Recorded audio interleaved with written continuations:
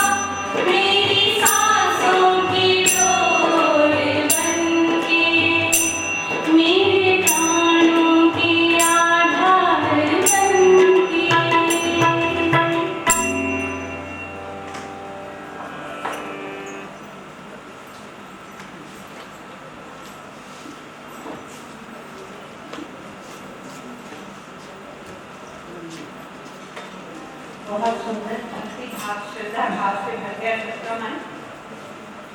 ये दिव्य पुरुष सबकी उसकी हम वंदना गाते रहे, कोटि कोटि कंठ से उसकी वंदना गाते रहे, तब भी कम है। वो कलुष को हरने वाले हैं। बहुत ही सुंदर वातावरण मनोरम हो गया है, भक्ति भाव से भर गया है। और हमारे बीच प्रस्तुत हैं हमारे श्री सोसाइटी अम्बाला केंद्र से परम आदरणीय सोमदेव जी। पटियाला वाले बस एक जरा सी पुकार करें तो वो जरूर सुन लेते हैं। बड़े प्यार से हमारा मान हमेशा रखते हैं।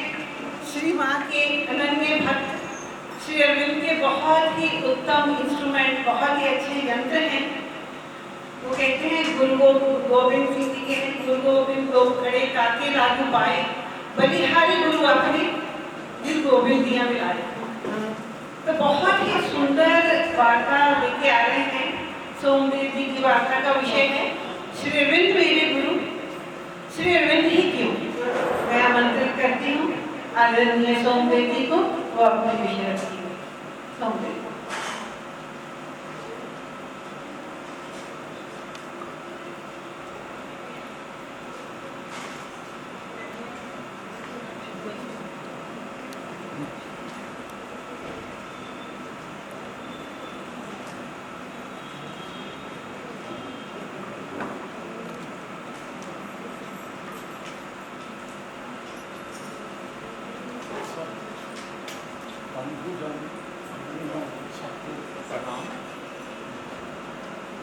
आज 15 अगस्त है, भारत का स्वतंत्रता दिवस और श्री अरविंद का जन्मदिन, दोनों एक ही दिन।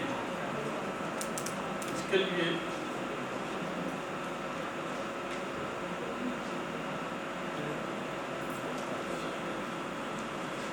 लिए श्री अरविंद ने कहा कि यह अकस्मात नहीं है कि 15 अगस्त को भारत को स्वतंत्रता मिली।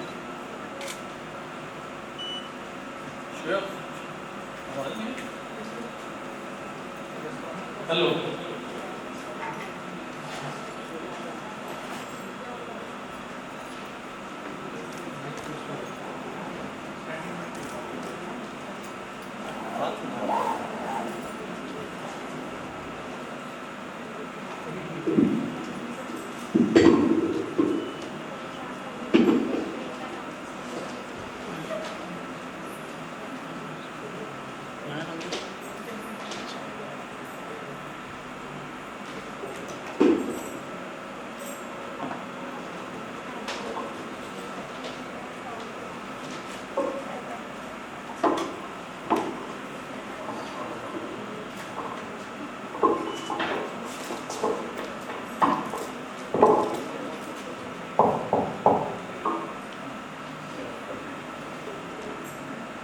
कह रहा था कि 15 अगस्त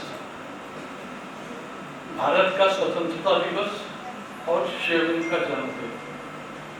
श्री अरविंद ने कहा है कि अकस्मात नहीं है कि मेरे जन्मदिन के दिन भारत को स्वतंत्रता मिली।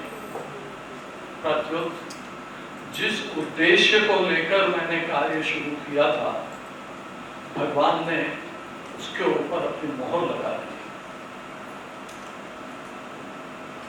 ये तो आज स्वतंत्रता दिवस के उसमें मैं 2 शब्द कहने के लिए कहा। बेसिकली मैं श्री अरविंद मेरे गुरु कैसे बने। मुझे कहने में असत्य होगा अगर ये कहूं कि मैंने श्री अरविंद को चुना। मैं 1957 और 58 के बीच पांडिचेरी गया, और पांडिचेरी कोई मैं आश्रम की दृष्टि से नहीं गया, कोई माँ श्री अरविंद को मिलने के ख्याल से नहीं। माँ थे उस वक्त, श्री अरविंद तो थे नहीं, मगर वो ऐसे कोई हैं जिनको मिलकर कुछ जीवन में बदलाव आ सकता है, कुछ ये हो सकता, कुछ मन में विचार नहीं था। मैं वहाँ केवल मात्र गया क्योंकि मेरी वहाँ 2 बहनें रहती थी, श्रीमती ज्ञानवती और संतोष कुमार। मैं उनको मिलने गया और इधर कॉलेज में पढ़ रहा था तो छुट्टियां थी।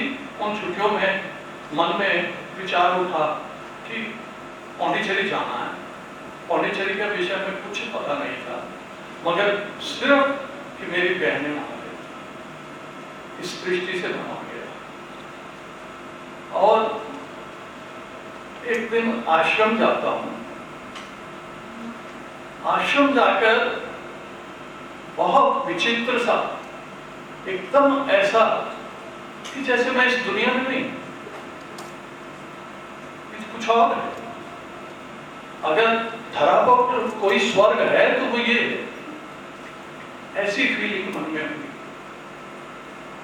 और मैं वहीं से साइकिल पकड़कर, मेरी बहन 2 किलोमीटर 3 किलोमीटर की प्रेस वहां काम करती थी, संतोष भाई। इतना उत्साह था कि मैं ये वेट नहीं कर सका कि घर पर आएंगे तब तो बात करेंगे। जाकर उनके पास प्रेस में बात की कि मैं वापस नहीं जाना चाहता हूँ बाहर, मैं यही रहना चाहता हूँ। वो भी सब काम छोड़कर मेरी आंखों की तरफ देखकर और यूं बैठ गई सुनने के लिए उत्सुक कि कुछ बात है। कहने लगी, तेरे आने के हाव भाव से ही मैं समझ गई थी तू मुझे क्या कहने वाला, मगर ऐसा है घर चलकर बात करेंगे। ठीक वहां से आया तो वहां पर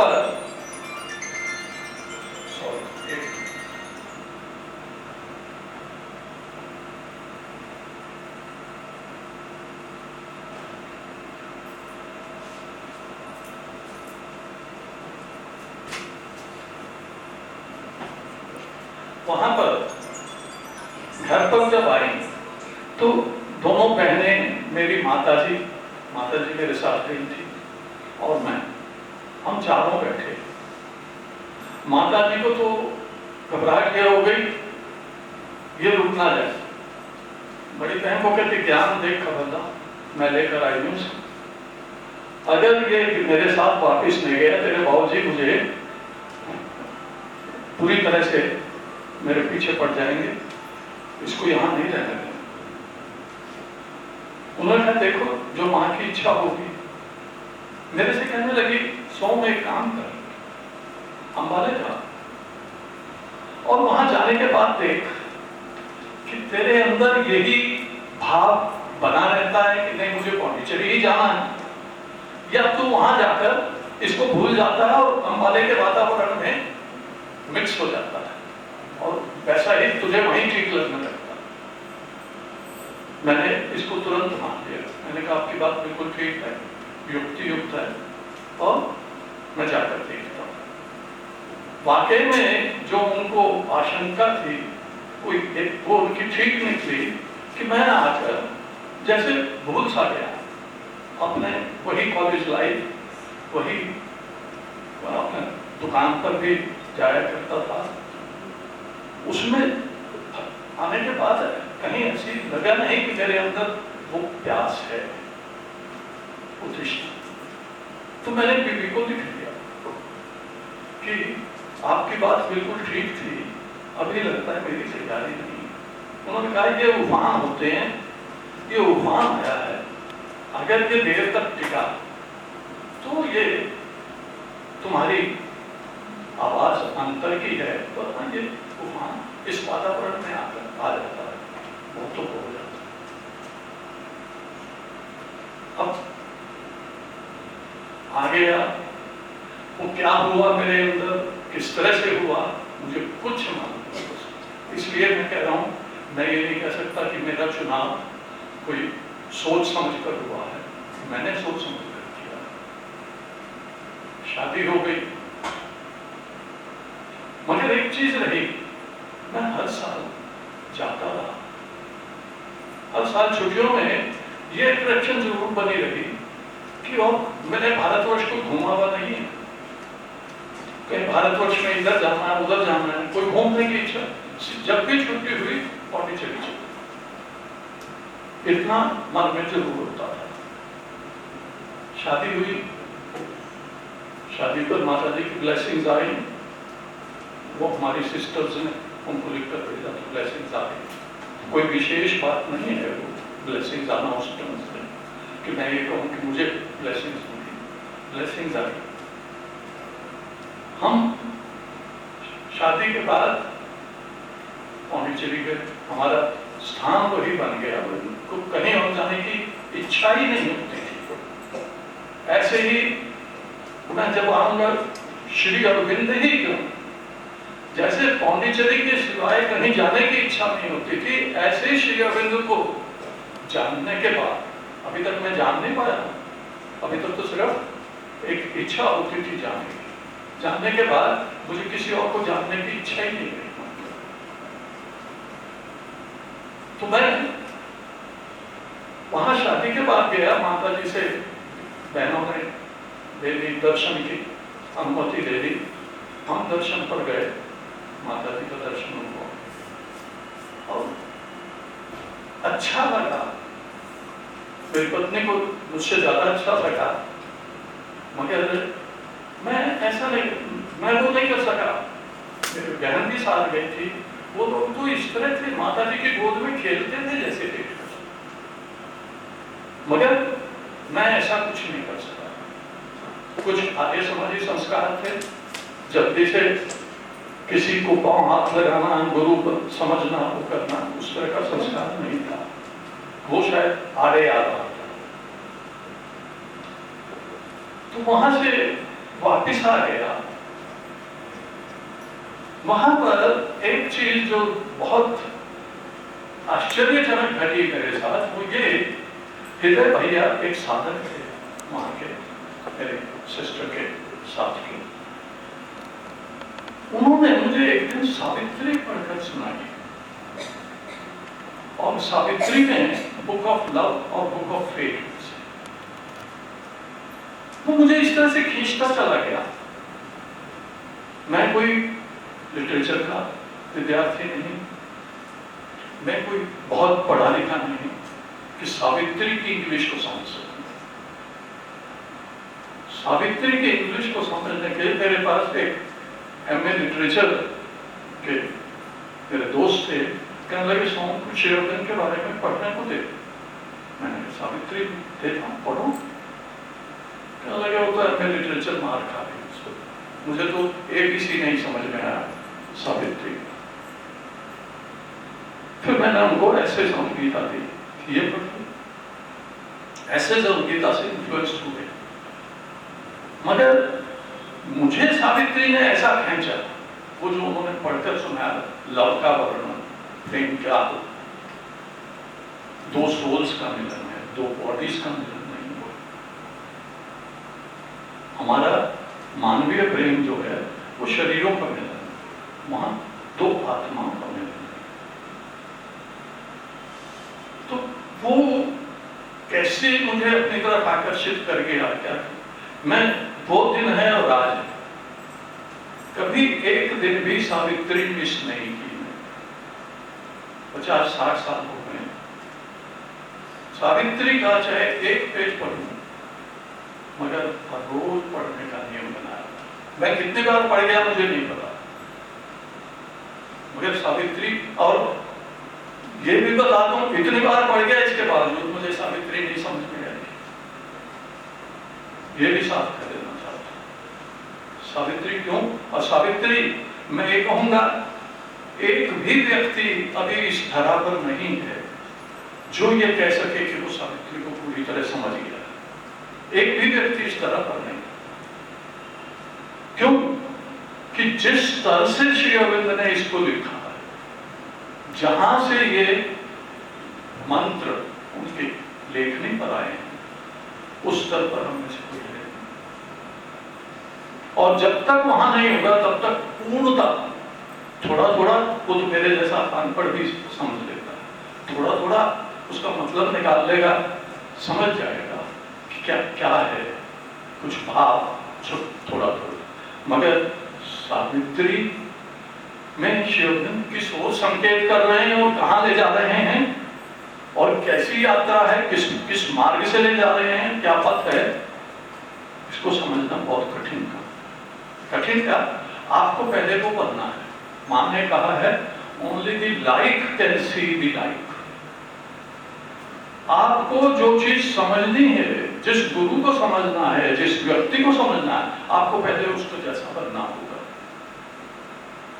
ये उस संदर्भ में कहा था जब एक साधकों ने बहुत प्रश्न किए हैं, 2-3 वॉल्यूम लेटर्स ऑफ योगा इन प्रश्नों के लिए जो मानव शिविर से प्रश्न किए गए।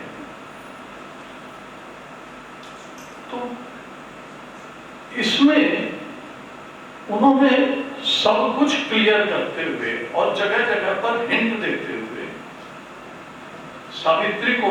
सावित्री वो ग्रंथ है जो वेद उपनिषद हमारे सामने 5000 साल पहले आए थे, या 10,000 कहते हैं लोग, जो भी पीरियड रहा होगा, हिस्ट्री नहीं।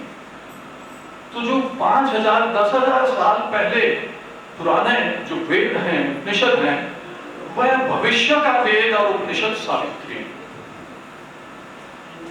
श्री अरविंद केवल आज ही हमें प्रकाश दे के नहीं चले गए, वो हमें भविष्य का मार्ग हमारे सामने रख कर गए। भविष्य जो हमारा है, जो भविष्य में होना है, वो सारा सावित्री में वर्णित है। इस प्रकार सावित्री ने पकड़ा और थोड़ा थोड़ा उसको पाने की कोशिश। 50-60 साल में मैं कह रहा हूं कि सावित्री को पढ़ता रहा, मगर इस पीरियड में हर बार जब सावित्री को पढ़ता था कुछ नया मिलता था। वही लाइनें पढ़ रहा हूं, कोई पहली बार नहीं पढ़, बस 50 बार 100 बार पढ़ दिया होगा, और हर बार कुछ नया उसमें मिलता है। और तब तक मिलता रहेगा जब तक ये क्रमशः एवोल्यूशनरी प्रोसेस, जो क्रम विकास है, जब तक ये चलेगा, जब तक विकास की उस सीढ़ी पर नहीं पहुंचूंगा, तब तक ये मेरा क्रम चलता रहेगा कि कुछ और नया मिलता रहेगा। अभी पीछे 1 हफ्ता पहले मैं अपने केंद्र में सावित्री का पाठ कर रहे थे। वहां पर उमाकांत है मेरे सहयोगी और दूसरे, वो कहने लगे जो सावित्री को अब पढ़ रहे हैं इससे पहले तो नहीं पढ़े, ऐसा तो इससे पहले नहीं पढ़ा। ये सावित्री की विशेषता है, क्योंकि सावित्री फ्यूचर का ग्रंथ है इसका। ये आज अभी रिवील हो रहा है। शिवबिंद ने 4 घटनाएं बताई वर्ल्ड में। There are 4 great world events. One is crucifixion of Christ. The other war of Troy. And third is colloquy between Arjuna and Krishna. And fourth is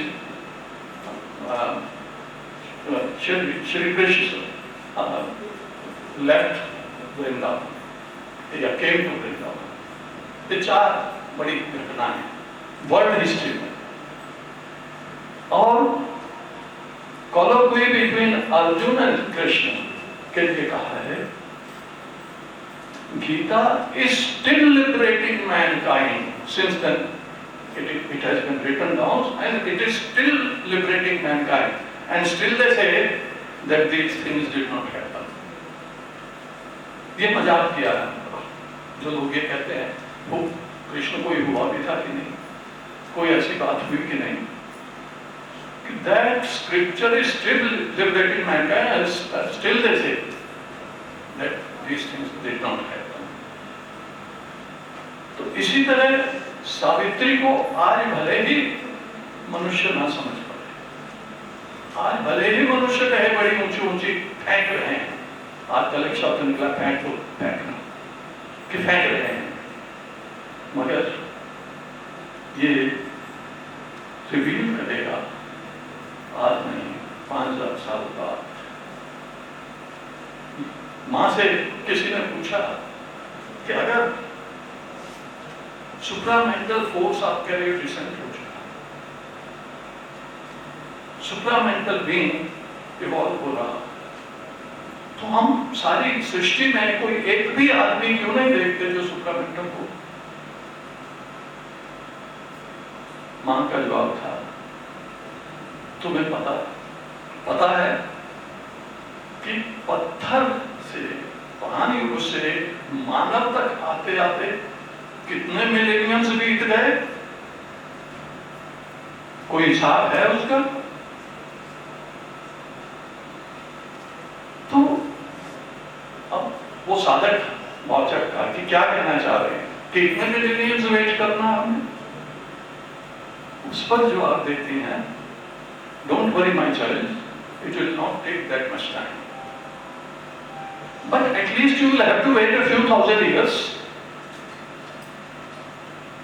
Why? Because man now can consciously collaborate with the work of the nature. आज मनुष्य के पास मन है, चेतना है, उस चेतना के साथ उस चेतना को जोड़ ले तो वो काम आज अभी भी हो सकता है, अभी हो सकता है, मगर उसके लिए उस चेतना में जाओ। उसमें कहा था only the light can see the light. उस संदर्भ में कि तुम्हें उसके जैसा बनना होगा, तब तुम उसकी वास्तविकता को जान सकोगे कि वो सत्य क्या है। उस सत्य के जैसा बनने के लिए सावित्री की 2-4 लाइन में पढ़ना चाहूंगा।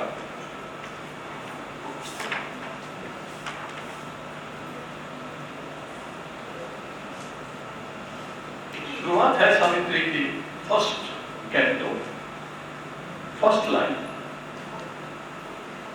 हेडिंग है द सिंबल डॉन, उषा काल का प्रतीक। मतलब आज हम डार्कनेस में जी रहे हैं, अंधकार में जी रहे हैं, कभी चारों तरफ जिसको देखकर मन घबराता है कि क्या हो क्या था। आज कहीं किसी भी व्यक्ति पर किसी को विश्वास नहीं रहा, विश्वास करना। क्यों? क्योंकि वो सत्य को झूठ के अंदर लपेटकर ऐसे पेश करते हैं कि आपको एहसास खत्म हो गया कि सत्य भी कुछ ही। तो it was the our, Usha काल का वर्णन करें, ऐसा उषा काल आएगा। उसको पहले बता रहे हैं कि समय क्या है। It was the our before the God's away, across the path of the divine event, a huge foreboding mind of night alone in her unlit temple of eternity lay stretched immobile on silence march. It was the hour before God's away. क्या भगवान भी कभी सोते हैं? देव शक्तियां भी कभी सो जाती हैं? तो श्री अरविंद कैसे लिख रहे हैं कि अभी वो जागृत हुए? ये कैसे? तो गॉड्स अवेक मीन्स कि भगवान अपनी भगवत्ता को छोड़कर इनकॉन्शियंट में उतरे, निश्चित, वॉइड, जीरो, एब्सोल्यूट जीरो। भगवान भगवत्ता को छोड़कर उस इनकॉन्शियंट में उतरते हैं और इनकॉन्शियंट को अपने ऊपर ओढ़ लिया है, क्योंकि जिस चीज को बदलना है, ये बहुत सुंदर चीज शिवबिंद ने हमें दी है कि जिस चीज को बदलना है आपके उसके सारे विधान को जानना होगा, उसका लॉ क्या है, वो किस प्रोसेस से चलता है, उसकी मेथडोलॉजी क्या है, और उसके प्रोसेस और उसके मेथड को अपनाकर आप उसको मॉडिफाई करते हुए, डेवलप करते हुए आगे ले जा सकते हैं। वरना अगर सिर्फ इम्पोज करोगे तो डिस्ट्रॉय, विध्वंस होगा। इम्पोजिशन नहीं, भगवान के लिए he is the biggest Democrat, सर्वज्ञ होते हुए, सर्वशक्तिमान होते हुए, वो अपने ऊपर लिमिटलेस होते हुए लिमिट को बाउंडेड माइंड बन जाता है। इसलिए बनता है कि इसके अलावा इसकी गति नहीं हो सकती। ये आगे नहीं बढ़ सकता। इसके अलावा इसको डिस्ट्रॉय किया जा सकता है। इसको अगर आगे बढ़ाना है तो इसके अंदर उतरकर इसके विधान को अपने ऊपर लेकर आगे बढ़ना। तो आवर बिफोर द गॉड्स ये आवर है, सब तरफ चारों तरफ निश्चित है, zero an absolute zero right the whole world, सब जगह जीरो कुछ नहीं है। अब उस जीरो में से कृति मैटर उसको किस तरह से then something in the inscrutable darkness stirred। अब वो शक्ति है, वो प्रकाश है, वो चेतना है, वो उसके अंदर हमेशा के लिए बंद नहीं रह सकती। तो वहां अंदर अब स्टरिंग है, लाइट और डार्कनेस। यही हमारी समस्या है कि हमारे पास जो एलिमेंट है, जिस एलिमेंट से हमारे शरीर की, हमारे मन की, हमारे प्राण की रचना हुई है, उसमें लाइट और डार्कनेस दोनों। तो कभी डार्कनेस हम पर हावी होती है और कभी हम लाइट की ओर झुकते हैं। अब श्री अरविंद हमें एक बात बताते हैं कि टोटल ट्रुथ कॉन्शियसनेस में रहें, टोटल लाइट में रहें, तब जाकर हम लाइफ डिवाइन, जिसमें अंधकार रूपी तत्व ना रह जाए, उसको अब वो मतलब अभी तक जितना भी हमारे पास धर्म से, हमारे स्क्रिप्चर से जो हमें मिला है, आत्मा और परमात्मा का मिला, आत्म तत्व और परमात्मा तत्व मिलता है और उसमें लीन हो जाता है। दुनिया से संन्यास। श्री अरविंद पहला व्यक्ति है जो ये कहते हैं कि नहीं, इस तत्व के अंदर जो जैसे कहते हैं ताना बाना, एक प्रकाश का है और एक अंधकार का है। उस अंधकार के बाने को प्रकाश के ताने में बदल, टोटल लाइट और डार्कनेस का मिक्सचर नहीं रहेगा। उसमें बदलने के लिए वही है एवोल्यूशन की। एवोल्यूशन हमारे पास कड़ी है कि जैसे पत्थर से प्राण आया, वनस्पति हुई, प्राण की अभिव्यक्ति हुई, ऐसे ही प्राण में मन आया, जो अनऑर्गेनाइज्ड माइंड के रूप में आया, जहां पर इंस्टिंक्ट से काम करता था पशु, और मन फर्दर डेवलप हुआ मनुष्य, जहां लॉजिक आया, विवेक आया, और उसके साथ फ्यूचर की तरफ देखने की कैपेसिटी आई। तो ये विकास है। अब विकास क्या प्रकृति का यहीं पर आकर रुक गया? विकास तो अगर यहीं पर आकर रुक गया तो ये अपूर्णता है। इसमें मनुष्य अच्छा में डाउट नहीं है, अनसर्टेनिटी में है।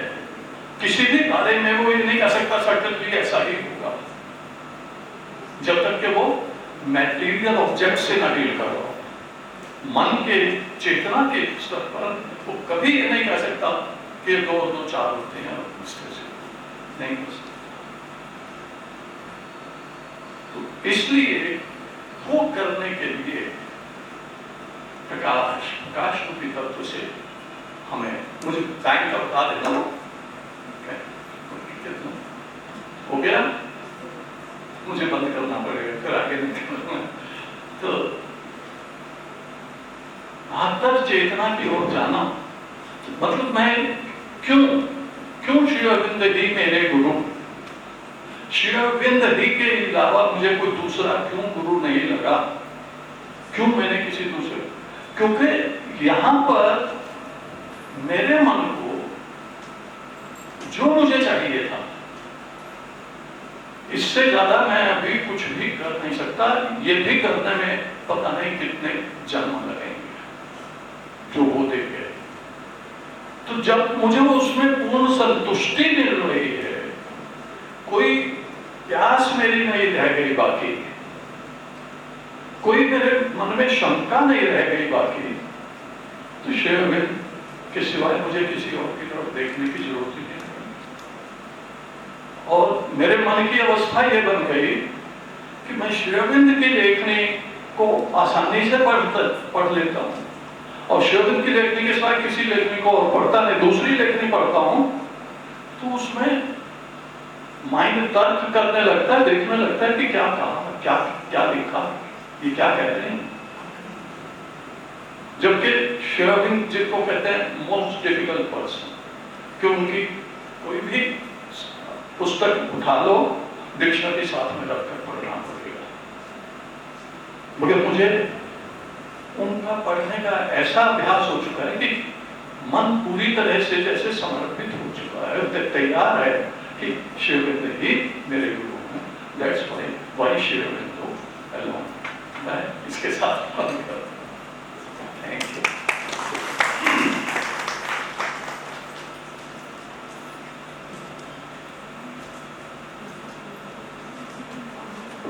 धन्यवाद भैया, बहुत ही सुंदर।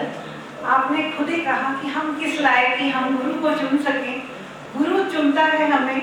तो आप चेतना के उस स्तर पर आ चुके हो कि गुरु ने आपको चुन लिया है। इस भाव को हमें समझाने और कितने ही साधना के पॉइंट इंगित करने के लिए आपका बहुत बहुत धन्यवाद। श्री अरविंद महान भविष्य दृष्टा, महायोगी, महाकवि और सुपरमैन के अवतार, सुपरमाइंड के, सुपरमेंटल के अवतार। आज हम उनका जन्म दिवस मना रहे हैं और उनका एक पहलू जो हमारे साथी हमारे साथ डिस्कस करेंगे, श्री अरविंद का जो पॉलिटिकल थॉट है, जो राजनीतिक उनका विचारधारा है, उसकी एक बहुत बड़ी देन है कि उनकी जो विचारधारा है वो आध्यात्मिक है। जो पॉलिटिकल थॉट है वो भी आध्यात्मिक है, क्योंकि उन्होंने भारत को कभी एक भूखंड नहीं माना, देवी माँ माना कि वो चाहे तो जब मर्जी प्रकट हो सकती है, ऐसा भाव रखा है। मनोज शर्मा जी हमारे भोपाल केंद्र के सचिव हैं और श्री अरविंदो सोसाइटी हिंदी क्षेत्रीय समिति के वाइस चेयरपर्सन हैं। वो यहाँ हमारे आज जो युग है डिजिटल है, वो ऑनलाइन माध्यम से श्री अरविंद राष्ट्रवाद और अध्यात्म के संगम, उस पर अपनी वार्ता प्रस्तुत करेंगे।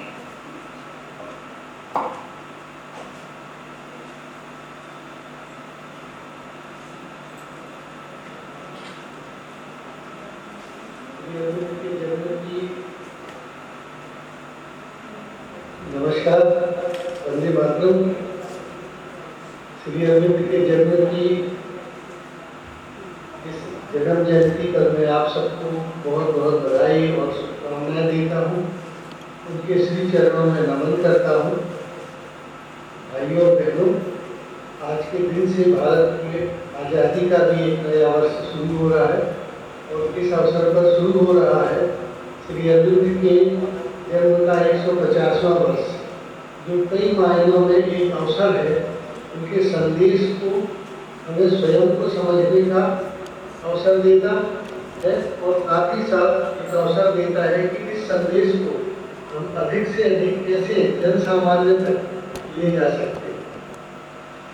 आधुनिक भारत के इतिहास पर यदि हम एक विहंगम दृष्टि डालें तो कुछ बातें, कुछ व्यक्तित्व हमें स्पष्ट ही ऐसे नजर आते हैं जिन्हें उनके द्वारा जो सहयोग किया गया भारत की सेवा में, भारत माता के उत्थान में, उसके अनुपात में भारत के इतिहास में उन्हें वो स्थान प्राप्त नहीं हुआ जिसके वो हकदार प्रतीत होते हैं। इसका एक कारण मैं सोचता हूँ कि वो इतिहास लेखकों का यूरोपीय होना है, अथवा जो भारतीय लेखक थे वे भी यूरोपीय मानसिकता से ग्रस्त थे। इस कारण से ऐसा हुआ कि वो स्थान उन्हें नहीं मिल सका। और इसका एक मुख्य कारण ये भी रहा कि अनेक ऐसे महापुरुष हुए जिन्होंने अपने सारे कार्य को सतह के भीतर या बाह्य स्तर पर बहुत कम किया। स्वाधीनता संग्राम के खासकर प्रारंभिक वर्षों में जिन महापुरुषों ने समस्त राष्ट्र को अपने बलिदान और अपने व्यक्तित्व से प्रेरित किया, श्री अरविंद उनमें प्रमुख है। और उनके विषय में जो विभिन्न महापुरुषों ने श्रद्धांजलि अर्पित की है, उन पर हम विचार करते हुए विषय को आगे बढ़ाएंगे।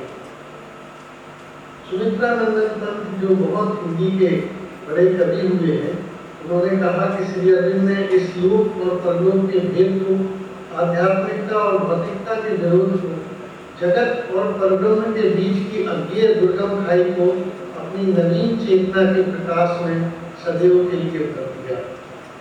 पंडित जवाहरलाल नेहरू ने स्वयं इस बात को स्वीकार किया है। एक स्थान पर लिखते हैं, भारत के नवयुवकों पर उनका बहुत प्रबल प्रभाव पड़ा और बंग भंग के विरुद्ध जो आंदोलन खड़ा हुआ, उसमें उसकी जो दार्शनिक प्रेरणा थी वो श्री अरविंद से प्राप्त हुई। तो वस्तुतः उसी प्रेरणा ने महात्मा गांधी को एक प्रबल नेतृत्व, एक प्रबल मंच प्रदान किया, जिस पर स्वाधीनता संग्राम की भावी इमारत खड़ी की गई। और उनसे जो लोग प्रभावित हुए, उसमें एक सरदार श्री सुभाष चंद्र बोस, जिन्हें हम नेताजी के नाम से जानते हैं, वे भी थे। उन्होंने लिखा है, श्री अरविंद का ज्वलंत उदाहरण मेरे सामने है। मुझे लगता है कि मुझे भी वैसा ही त्याग करना चाहिए जिसका उदाहरण उन्होंने प्रस्तुत किया है। मेरी परिस्थितियां भी उन्हीं की तरह अनुकूल है। ये संदर्भ है जब नेताजी सुभाष चंद्र बोस का ICS में सिलेक्शन हो गया था, लेकिन उन्होंने श्री अरविंद से प्रेरणा लेकर उसको ठुकरा दिया था। सरदार पटेल हमारे यशस्वी उप प्रधानमंत्री और भारत के प्रथम गृह मंत्री, उन्होंने कहा वे निर्भीक देशभक्त और स्वतंत्रता के तेजस्वी और साहसी नायक थे। जैसा कि किसी प्रभावशाली जननायक को शोभा देता है, उन्होंने कितने ही प्रशंसकों में आत्मत्याग और कष्ट सहन की भावना उठ कर भर दी। वे स्वयं इस भावना के ज्वलंत प्रतीक थे। मित्रों, निर्भीक राष्ट्रभक्ति व कष्ट सहन के अपने व्यक्तिगत उदाहरण के द्वारा श्री अरविंद ने हजारों हजार भारतीय नवयुवकों और युवतियों के मन में एक जो देश के प्रति प्रेम, एक बलिदान करने की जो भावना जागृत की, उसी पर आगे चलकर स्वाधीनता संग्राम की इतनी महान इमारत गढ़ी गई, जिसके फलस्वरूप आज हम स्वतंत्र भारत में श्वास ले पा रहे हैं। किंतु मानवता का ये सदैव से दुर्भाग्य रहा है कि ऐसे महान व्यक्तित्वों को हम ना तो सहज रूप से पहचान पाते हैं और ना उनके साथ न्याय कर पाते हैं। लेकिन इस बंधु चित्रंजन दास ने मानो भविष्य के इस महानायक को देख लिया था, और जब वे अलीपुर बॉम्ब कांड में श्री अरविंद की पैरवी के लिए अंतिम रूप से अंतिम पेशी में खड़े हुए, तो उन्होंने जज व्हीटक्राफ्ट की ओर कहा, इस मामले के समाप्त होने के काफी बाद, यहाँ तक कि श्री अरविंद के अर्थात इनके जाने के बहुत बाद इन्हें देशभक्ति का कवि, राष्ट्रवाद का मसीहा व मानवता के प्रेमी के रूप में याद किया जाएगा। इनके शब्द न केवल भारत में बल्कि देश देशांतर में गूंजते रहे। और सच में मित्रों, श्री अरविंद ने अपनी ऋषि दृष्टि से, अपनी प्रगल्भ दृष्टि से जो कुछ देखा, उसका न केवल अध्ययन और अनुशीलन आवश्यक है, बल्कि उसका हमको पालन भी करना चाहिए। इनमें से श्री अरविंद के जो कुछ वाक्य हैं, कुछ जो उनके शब्द हैं भारत माता के विषय में, उनका आचमन करते हुए फिर हम श्री अरविंद के राष्ट्रवाद और अध्यात्म के विषय में चर्चा करेंगे। अपनी पत्नी मृणालिनी जी को लिखे पत्र में वे कहते हैं, दूसरे लोग देश को जब जड़ पदार्थ समझते हैं और इसे मैदानों, खेतों, जंगलों और नदियों का समूह मानते हैं, मैं स्पष्ट अनुभव करता हूँ कि मेरा देश मेरी माँ है। मैं जननी के रूप में इसकी आराधना, इसकी भक्ति करता हूँ। और भारत, जिसके विषय में वे ऐसा सोचते हैं, उसको वे किस दृष्टि से देखते हैं। वे कहते हैं, कर्मयोगिनी के अपने एक बहुत प्रभावी लेख में उन्होंने लिखा, हम कोई साधारण जाति नहीं है, हम उतने ही प्राचीन हैं जितने हमारे पर्वत, नदियाँ, और हमारे प्राकृतिक संसाधन हैं, और हमारे पीछे बहुमुखी महानता का एक ऐसा इतिहास है जिसे अन्य कोई जाति भी प्राप्त न कर सकती। हम उनके वंशज हैं जिन्होंने तपस्या की है और आध्यात्मिक उपलब्धियों के लिए मार्ग की बाधाओं की अवहेलना कर दी और मानवता के विकास के लिए स्वेच्छा से अपनी इच्छाओं का दमन कर दिया। हम उन माताओं की संतानें हैं जिन्होंने अपने पति के सत्कर्मों का अनुसरण करते हुए मुस्कुराते हुए स्वयं को पवित्र अग्नि को समर्पित कर दिया। हम वे लोग हैं जो कठिनाइयों का स्वागत करते हैं और जिनमें शारीरिक शक्ति से अधिक आध्यात्मिक शक्ति है। हम ही वह लोग हैं जिनके मध्य भगवान ने स्वयं को प्रकट किया है और वे स्वयं हमारे हृदय में विराजे हैं ताकि हम एक राष्ट्र के रूप में विकसित हो सके। और इस कष्ट सहन का एक उदाहरण हमें यहीं पंजाब की भूमि से हमारे 10वें गुरु श्री गोविंद सिंह साहब के रूप में मिलते हैं, जिन्होंने स्वयं अपना सब कुछ बलिदान करके भी अपने धर्म और अपने देश के लिए एक ऐसा उदाहरण छोड़ा है कि हम आज भी उसको स्मरण करके प्रफुल्लित होते हैं और हमें प्रेरणा मिलती है। लेकिन श्री अरविंद केवल भारत के प्रशंसा में ही शब्द नहीं कहते। वे भवानी भारती नामक एक टेम्पलेट जो 1907 में निकला, उसमें उन्होंने लिखा, जितनी गहराई से हम विचार करेंगे उतने ही इस निष्कर्ष पर पहुंचेंगे कि एक ही वस्तु की कमी है और उसे पाने की हमें कोशिश करनी चाहिए, और वह है शक्ति। शारीरिक शक्ति, मानसिक शक्ति, आध्यात्मिक शक्ति और सबसे बढ़कर ये आध्यात्म की पूर्ति करने वाली हमारी आत्मा की शक्ति, जो सब शक्तियों का अपार और अनंत भंडार है। शक्ति का इतना प्रबल जो प्रतिपादन श्री अरविंद ने किया है, इसके पूर्व शायद ही कभी हुआ हो।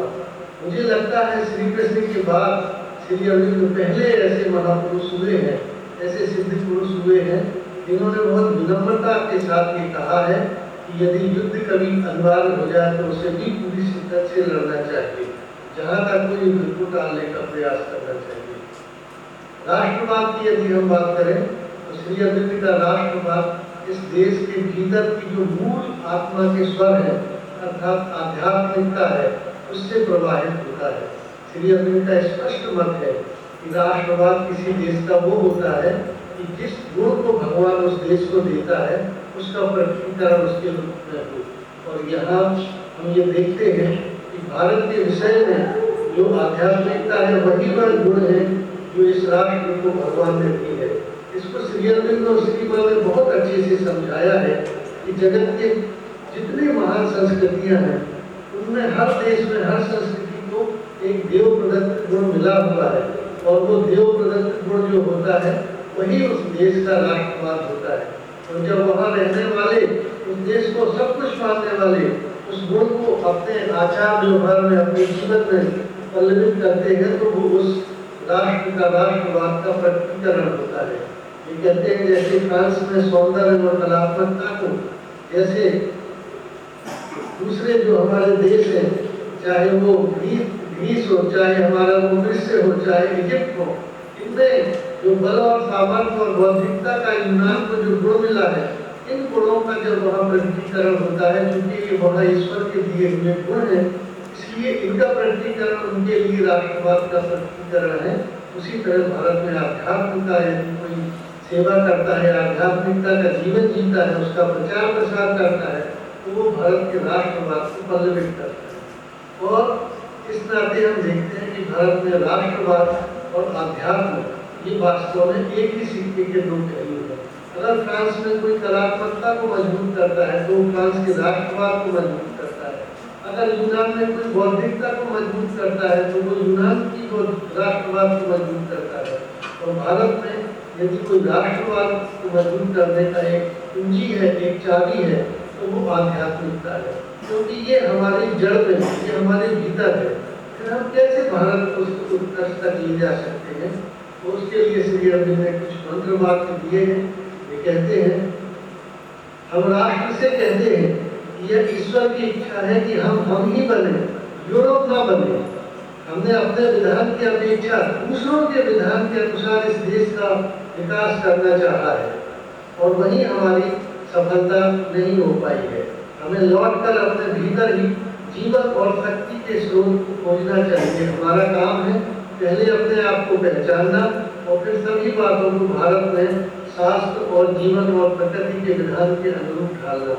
एक अन्य स्थान पर वे कहते हैं हमें इतना ही करना है कि जिस चीज को हम पहले से ही अपनी आत्मा के भीतर जानते हैं उसे पूरी तरह अपने जीवन में चरितार्थ करें। यही और केवल यही हमारी भूतकालीन संस्कृति के तात्विक अर्थ और भविष्य के हमारे पारिवेशिक प्रयोजनों के बीच आवश्यक सामंजस्य का रहस्य छिपा हुआ है। मैं इस विषय में एक बात अवश्य कहना चाहूँगा कि भारत के जिस राष्ट्रवाद की बात होती है वो किसी कट्टरता पर आधारित राष्ट्रवाद नहीं है, बल्कि वह एक अध्यात्म पर आधारित राष्ट्रवाद है और इसमें अध्यात्म का जो मूल तत्व समानता है उसकी बोलबाला है। दूसरा, यह घृणा पर आधारित राष्ट्रवाद नहीं है, बल्कि भागवत प्रेम पर आधारित राष्ट्रवाद है जो जीवन के सभी क्षेत्रों में सर्वोच्च कुशलता को अपना आदर्श मानता है। तीसरा, यह आध्यात्म की प्रचलित धारणा संन्यास पर आधारित राष्ट्रवाद भी नहीं है, बल्कि ये जीवन को ऑल लाइफ इज योगा, सारा जीवन की योग है, इस श्री अरविंद के सिद्धांत पर आधारित है। यहाँ पर हम ये देखते हैं कि जब संसार में कोई राष्ट्र मजबूत होता है तो वो दूसरे देशों के लिए खतरा बन जाता है, जबकि जब हम भारत के संदर्भ में देखते हैं तो भारत जब मजबूत हुआ है तो सारे संसार में उच्चतर जीवन की आध्यात्मिकता की एक बाढ़ आई है और अब ये जो 21वीं सदी है ये उसी के लिए हमें आगे बढ़ाने का एक मौका दे रही है। और मेरा आप सबसे आह्वान है कि आप सब जो श्री अरविंद के माध्यम से इस राष्ट्र में पैदा होने का सौभाग्य हम सबको मिला है, हम कैसे इस अवसर को अपने हाथ से न जाने दें। यहाँ मैं अपनी वार्ता के अंत में आप सबको श्री अरविंद का 15 अगस्त 1947 का जो उन्होंने संदेश दिया था, जो उस समय त्रिजुनापति आकाशवाणी से प्रसारित हुआ था, उसका एक अंश आपके सामने पढ़ना चाहता हूँ। श्री अरविंद अपने इस अमर संदेश में कहते हैं, मैं सदा ही मानता और कहता रहा हूँ कि भारत उठ रहा है केवल अपने भौतिक स्वार्थ की सिद्धि के लिए नहीं, बल्कि अपनी प्रसारता, महत्ता, सामर्थ्य और संपदा अर्जन करने के लिए भी नहीं। यद्यपि इनकी भी उपेक्षा नहीं करना चाहिए और फिर निश्चय ही अन्य राष्ट्रों की तरह दूसरी जातियों पर अधिकार जमाने के लिए भी नहीं, वरन भारत उठ रहा है भगवान के निमित्त जीने के लिए, सारी मानव जाति का सहायक और नेता बनने के लिए। ये वो संदेश है जो श्री अरविंद भारत को देकर गए हैं और आपको ये विदित होगा और शायद आपको अगर ये पता नहीं हो तो आज इस बात को मैं आपके सामने बताना चाहता हूँ कि 15 अगस्त 1947 को श्री माता जी ने भी एक संदेश दिया था और वो इतना सुंदर सरल संदेश है जिसके साथ मैं आज की वार्तालाप को समाप्त करना चाहूँगा। माता जी उसमें कहती हैं, हे हमारी माँ, हे भारत की आत्मशक्ति, हे जननी, तूने कभी अत्यंत अंधकारपूर्ण अवसाद के दिनों में भी यहाँ तक कि जब तेरे बच्चों ने तेरी वाणी अनसुनी कर दी, अन्य प्रभुओं की सेवा की और तुझे अस्वीकार कर दिया, तब भी तूने उनका साथ नहीं छोड़ा। हे माँ, आज इस महान घड़ी में जबकि वे पड़े हैं और तेरी स्वतंत्रता के इस उषा काल में तेरे मुखमंडल पर ज्योति पड़ रही है, हम तुझे नमस्कार कर रहे हैं। हमें पथ दिखा जिसमें स्वतंत्रता का जो विशाल क्षितिज हमारे सामने उन्मुक्त हुआ है, वह तेरी सच्ची महानता का तथा विश्व के राष्ट्र समाज के अंदर तेरे सच्चे जीवन का भी क्षितिज बने। हमें पथ दिखा जिसमें हम सर्वदा महान आदर्शों के पक्ष में ही खड़े हों और अध्यात्म मार्ग के नेता के रूप में तथा सभी जातियों के मित्र और सहायक के रूप में तेरा सच्चा स्वरूप मनुष्य जाति को दिखा सके। इन शब्दों के साथ जो श्रीमती हैं, मैं आप सबको इस पवित्र अवसर पर जो श्री अरविंद के जन्म का 150वां वर्ष प्रारंभ हो रहा है और आज उनका जन्मदिन भी है और इस महान राष्ट्र का आज स्वतंत्रता दिवस भी है। मैं आप सबको बहुत पुनः बधाई देता हूँ और आप सबसे आह्वान करता हूँ कि आइए हम अपने जीवन में अध्यात्म को न केवल एक छोटा सा स्थान दें बल्कि प्रमुख स्थान दें। तो यदि हम अध्यात्म के माध्यम से अपने जीवन को आगे बढ़ाएंगे तो यही भारत के राष्ट्रवाद को आगे बढ़ाने का एक बहुत सुंदर सहयोग होगा। धन्यवाद। जय हिंद, वंदे मातरम, जय मां, जय श्री राम।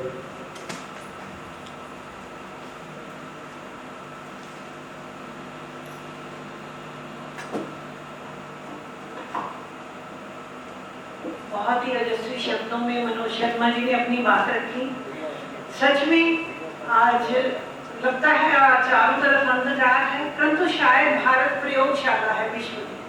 हम कोई अनुसंधान करते हैं तो लेबोरेटरी में जाना पड़ता है, वहाँ कुछ कार्य करने पड़ते हैं, तब खूब कोई केमिकल भी गिरता है, बहुत कुछ नुकसान भी होता है, फायदा भी होता है, तब कहीं जाके कोई नया अनुसंधान होता है। तो ऐसे ही जितने भी विकार हैं, जितनी भी जगत में खराबियां हैं, उसका यहाँ पे भारत में अनुसंधान हो रहा है। और आज ये सब सुनकर और इसने